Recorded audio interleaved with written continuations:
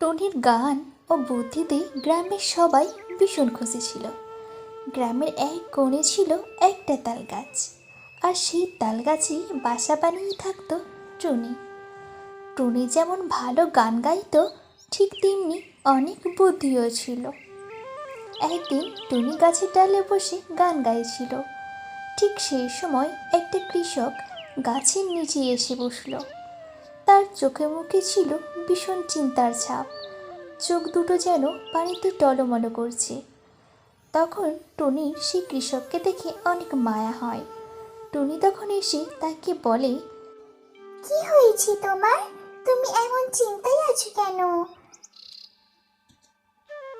আর বলিস না রে টুনি, আমার ধান গাছে সব পোকা লেগে গেছে, সব ধান নষ্ট করে দিচ্ছে। আমি কি যে করি, এইটুকু ধান যদি না হয় তাহলে যে আমরা না খেতে পেয়েই মারা যাব। এই বলে কৃষক সেখান থেকে চলে যায়।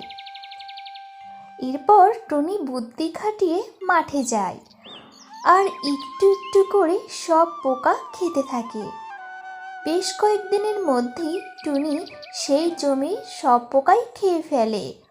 তারপরে কৃষক একদিন তার মাঠে আসে এবং দেখে তার জমি ধানে আবার সতেজ হয়ে উঠেছে।